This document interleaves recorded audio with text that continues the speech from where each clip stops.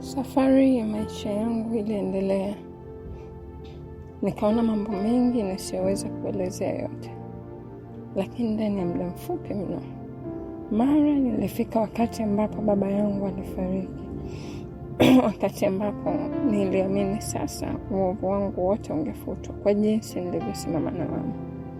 Niliwahi kusikia mzazi ni Mungu wa dunia. Nikajifariji kwamba kwa nafasi yake na jinsi alivyofurahisha moyo wa mama, basi kwa hakika kuna dhambi nilifutiwa.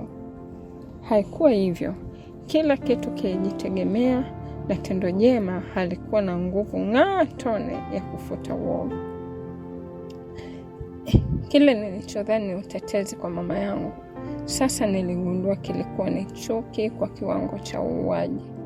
Chuki na hasira dhidi ya wadogo zangu na ndugu za baba yangu haikuwa ya kawaida, bali ilionekana kama kitu kisichoweza kustahimilika ndani ya moyo wa mwanadamu.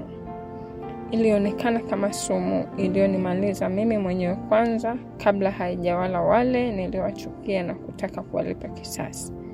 Ni kama nilibeba ugonjwa wa kuozesha moyo na mifupa yangu, ambao mwanadamu yeyote hakupaswa kuubeba. Kwa uchungu nilijisemea moyoni, laiti ningejua kwa jinsi hii madhara ya chuki, kisasi na kutokusamehe, kamwe nisingeruhusu kukaa nayo hata dakika moja. Filamu ile inaendelea, na hapo nashindwa kabisa kustahimili hofu yangu. Nafsi yangu inanithibitishia, ni mbingu ya nani atakwenda mtu kama wewe Salome, mchafu na asiyefaa kama wewe. Najiona ni jinsi nilivyofanya mambo ya uasherati kwa uwazi kabisa, kwani baada ya yule kijana niliwahi kuwa na mahusiano kadhaa. Naona jinsi nilivyoua watoto ambao ningewazaa, nikijifariji kwamba nazuia mimba na sikuzitoa. Najiona nilivyokuwa mwizi, lakini sikuwahi kujiona mwizi duniani. Ikiwa ningezidishiwa change dukani, kamwe nisingesema. Kulikuwa na mfumo ofisini uliotupa fursa ya kupata hela isivyo halali, nami nilikuwa mmoja wa walioutumia. Nilijipa moyo kwamba kwa uhitaji wa mama yangu nilitakiwa kupata pesa, na nikaamini zimebarikiwa, sababu matumizi yangu makubwa ni kumtunza mama. Sasa nilikuwa naambiwa wazi, pasi maneno, kwamba Mungu haongo. Video ile ilinipa tafsiri nyepesi kabisa ya kila nilichokiona, na kama ni hukumu, basi kwa hakika nisingebisha kwa lolote ambalo lingeamuriwa kwa kila neno au tendo langu. Mwisho wa kila kitu unakaribia. Kila nilichokiona kunihusu, na ghafla sauti itokeayo ndani ya moyo, lakini yenye nguvu, maana na ushawishi mkubwa, inaanza kusema na mimi. Hakuna namna naweza kukataa kile ninachokisikia, wala kupingana au kubishana na hiyo sauti.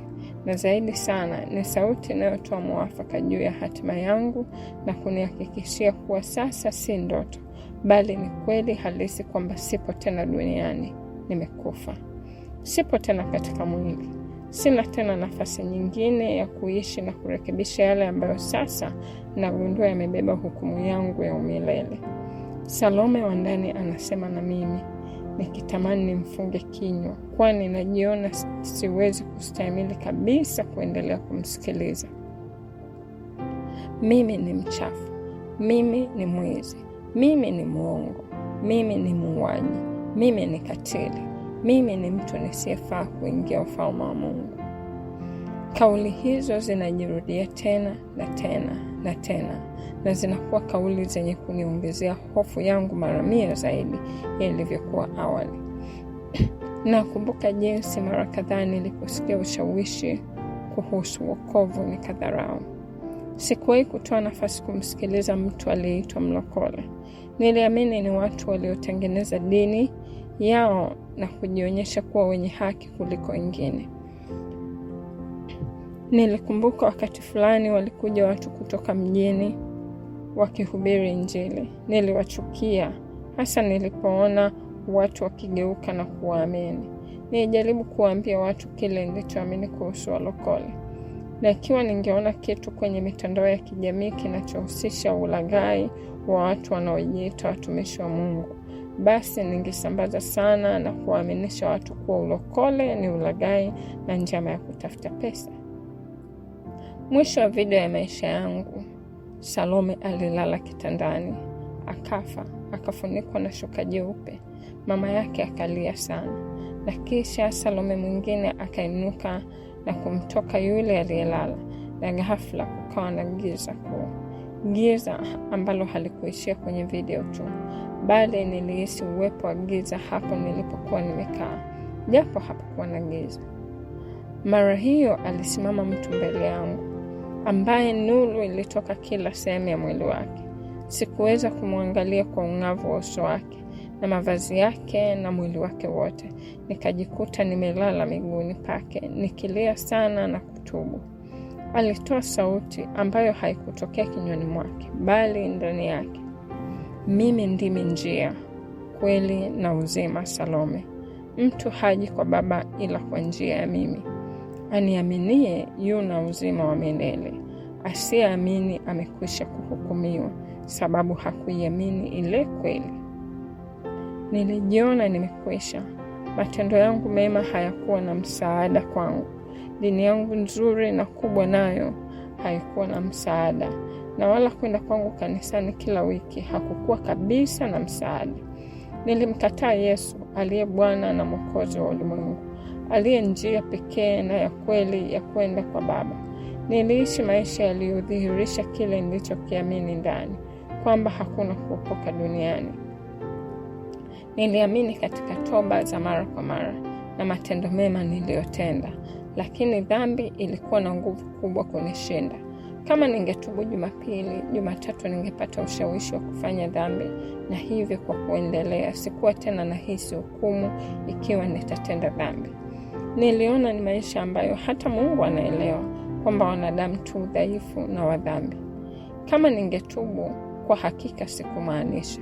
Nilitubu kuondoa lawama, huku nikisema hiyo ni namna dhambi zilifutwa za wiki nzima. Simulizi hii imeandikwa na mwandishi Grace Gr. Tufuatilie kwa mitandao ya kijamii Instagram, Facebook, TikTok, YouTube kwa jina Grace Godfrey Raymam. Na kwa bookings za kuandikiwa kitabu tupigie kwa simu namba 0756 231169 0756231169. Namba yetu ni nyingine ni 0714 460102 0714 460102. Unaweza pia kujiunga na group la WhatsApp kwa simulizi za audio na maandishi.